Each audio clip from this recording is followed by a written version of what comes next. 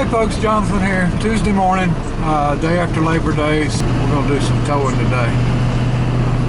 Alright, number one in the garage. So what we can do. Alright folks, this is number one. And I'll show you why it's towed. It's got a busted shock mount. Looks like the stud at the end and it slipped off. Nothing major. But they wanted it towed. The way it goes. I think this guy lets his kids ride on his car. Alright, we're heading to pick up number two, which is an 04 Buick Regal. Have no clue what's wrong with it. We'll know shortly. Alright, we made it to number two. Now, get the car between that basketball hoop and that trailer, we'll be alright.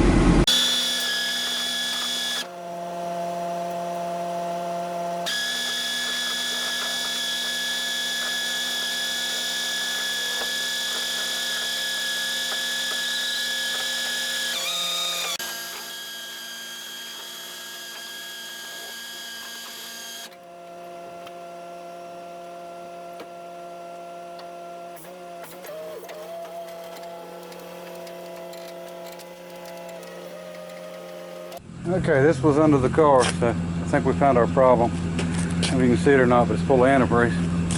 Alright, let's go get it dropped. Alright, still early morning on our way to number three. I think it's going to be a Dodge truck. And the garage won't run full size, so we'll see how this goes. Sometimes you get these calls and they end up being, you know, 3/4 ton, 4-door long beds and everything else. So you never know. Could be a half ton. Might be something easy, but usually ain't. Alright. Well, that wasn't what I was thinking when they said Dodge Ram, but anyway, it was in a garage that was smaller than the van, I believe, but we got her, so we'll go get this one dropped off. Okay, my next one canceled on me. I think they got it running, so I've got another one to do in a little bit, but I've got to hold off before I go. But that one there, you know, that deal with people telling you, you know, or it's not necessarily that they lie to you. Sometimes they just leave part of the truth out, or a lot of the truth.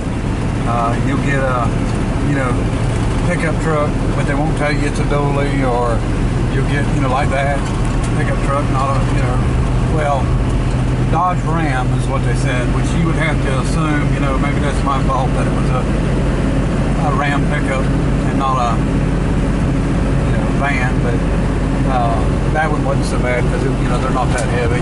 And then you get the people that want to tow for their car and it's broke down somewhere, you know, alongside the road. You get there and the ball joint's busted, and, you know, it's sitting on the ground. And, you know, sometimes you need to take special equipment for some things. So they don't understand that a lot of times it actually, you know, holds you up, holds them up because they didn't tell you, because they don't want to tell you, because they think that, you know, they tell you what they've got and where it's going. If you don't ask any questions, they'll get a price from you, and they won't tell you that, you know, you got to move 4 cars to get to it, or, you know, there's no wheels and tires on it, or, you know, the ball joint's busted, and if you move it an inch, it's going to run the tire into the fender well and tear it up. And it's a, you know, a Ford Crown Vic that, you know, with big tires. And I mean, there's so much stuff that you're not told, and so I don't reckon it's always lying. It's just, it's hard to trust, and, you know, when you end up getting told so much different stuff, but are not told enough stuff. So anyway, we'll see how the next ones go. I've got a BMW to tow here just a little bit, and I don't care to tow BMWs, but we do it all. Alright, okay, so I made it home. Well, I made it in the driveway. My wife came out, got a highway patrol call. I had to jump in a different truck because I had to have the right truck for that county, and I already know that this is going to be an abandoned car, so it's not going to be anything important there, no wreck. So anyway, let's get it picked up, and then I'll take it to my other storage lot, and then I'll get back to the house, probably swap trucks again, and go do the other one.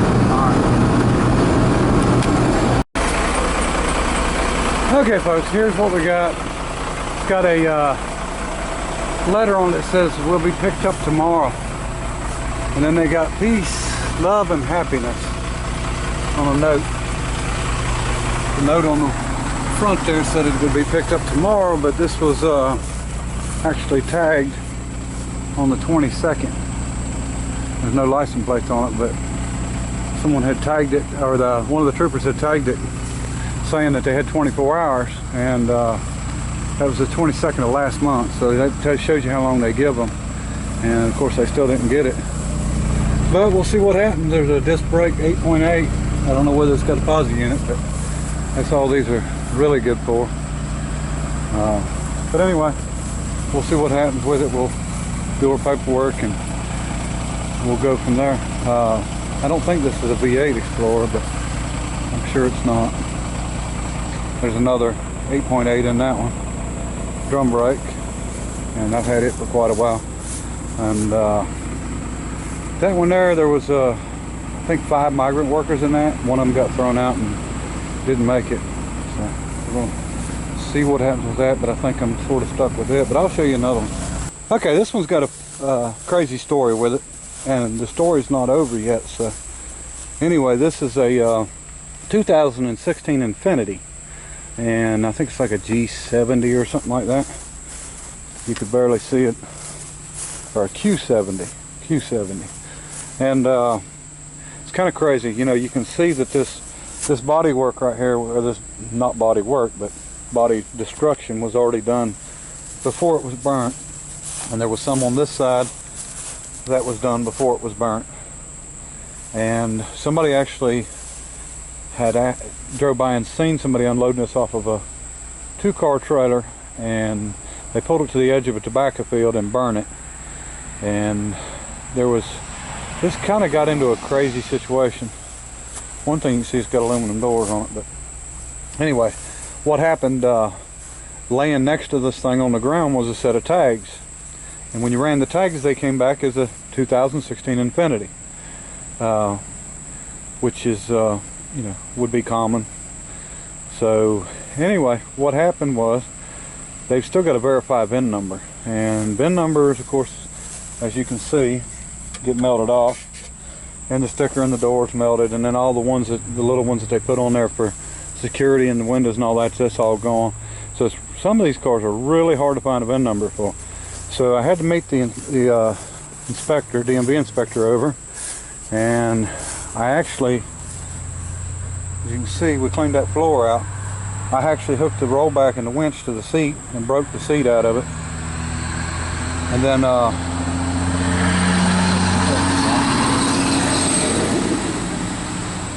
I hooked a J-hook to the carpet and ripped it all up because we was looking for the number there. Never could find the number. So we looked the car over really good, nothing. So we had another inspector come out a few days later, but he went to the airport first and found one of these cars that had the VIN number on it that he could actually see. And so they was able to come back, and it's right in broad daylight, but you unless you really look, you can't see it, but it's right there on that plate. So found it.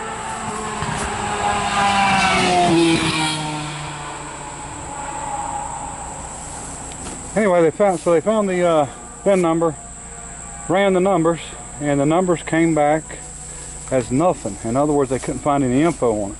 Now the tag number that they had ran came back as a stolen 2016 Infiniti, but what we found out is them tags didn't match this car, and which is kind of crazy. So evidently they had stolen 2 2016 Infinitis, and this one has never been registered. It was evidently a brand new car, and stolen, I'm assuming, from the dealership, and we still don't know which dealer, so they're working on that right now.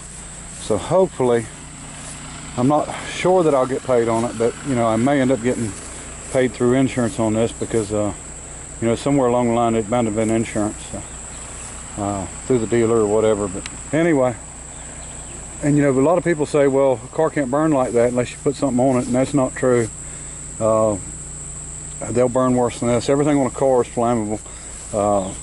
you know, the paint, everything. I mean, it's crazy how bad they go up. Now, I mean, they probably did pour something on this one, don't get me wrong, but you don't have to make a car burn like that. I've seen plenty of them that, you know, driving down the road and, you know, the family, you know, they had a short or something and get out of it and it would just burn to the ground. And this one they actually put out pretty quick because it didn't get all the tires. So anyway, that's the story on that one. I'll update any, you know, if I hear anything. So let me get this one unloaded and move on to the next one. Okay, folks, I made it home. Getting ready to go on the other tow, and I got another highway broke off. And I had to swap trucks again to the Harnett County truck, so I would be legal with the call. So it's saying it's a four-wheeler. So I don't know if it's a four-wheeler. Somebody have gotten an accident, or you know, just stolen, or what the deal is. But we'll figure it out here shortly. So here's what we got. And I'm about as confused as everybody here. But it's a old Timberwolf. I guess the guy was riding down the road and had a girl on the back and decided to cut across an intersection, and I guess he slammed directly into a car, the side of a car. She's got some antlers up front here, still in velvet. But now, this was highway patrol, so now I think the sheriff's department is wanting to look, because you can see all the copper and there's some wire on the back that hasn't been stripped yet, and they was hauling all these batteries. There's 5 batteries and a bag of tools. So, you know, either somebody down on the luck, you know, working hard to try to make a buck, or somebody stealing batteries and copper. But you know, it could be either one. I'm not gonna judge, so. But hopefully they'll be all right. I know the girl that was on it broke her arm, and I'm not sure about the guy that was driving, but it looks like it rolled over. The way it's been, it must have been all the way over. So anyway, we'll see what happens. You know, it's kind of hard to make any money off of these kind of calls, but you know, somebody's got to do them. So all right, let's go do the BMW next. Okay, folks, plans changed again. Haven't been able to get a hold of the lady with the BMW, so I'm sure they'll call back when they get back in. So I'll be doing it before the day's up, I would say. But for now, had a guy call and has a Tahoe maybe, or a Suburban for sale, Yukon, I think it's a Yukon, and transmission's bad in it. And it's supposed to have a good 350 in it, Vortec engine, so we'll see what kind of parts is on it, if it's worth buying or not. We may pick it up, it's cheap, so anyway, let me go get it and see what happens. Okay folks, here's what we ended up with. It's a 97 GMC Yukon, bad transmission. It does run and start and drive in reverse, but got some half decent tires, good running engine, so we'll and some body parts, but I think someone's painted this thing with that bed liner, so kind of hurts selling body parts when they got to be refinished. But anyway, we'll unload it here real quick and get moving on to the next one. You know, I was wondering why it had an exhaust leak. Flex pipe. Someone cut the converters off of it, put flex pipe back into place of it. Like I said, she does run in reverse. Let's see what happens.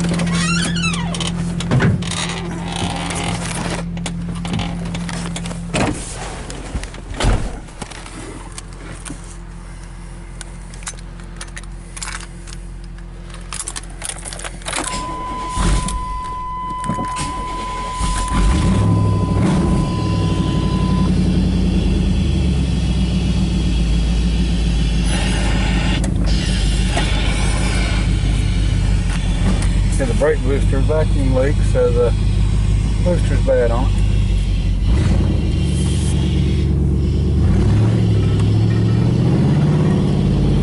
Alright. Okay, so my BMW customer canceled until in the morning, or just rescheduled for in the morning.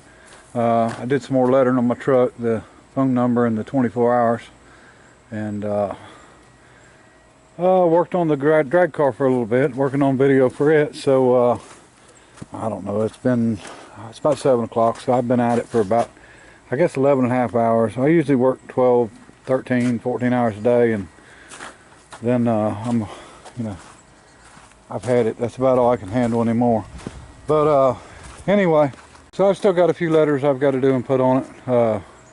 It's coming out good though. I like it, and still got to. I haven't buffed the truck or anything yet either, so there's a couple little runs we still got to get out. But I'm going to do something on the back door too. Probably maybe put my other address, or this address, because that's not my home address there. That's just my other storage lot. So anyway, the reason that I switch trucks so much, you know, of course, one of them rollbacks I use in Moore County, one I use in Harnett County for rotations and stuff. But neither one of them trucks actually run as efficient as this one, and neither one of them have air conditioning. And you know, the older you get, the more spoiled you get with air conditioning. But a lot of times I still run without it. It's not a big deal, but it's nice to have.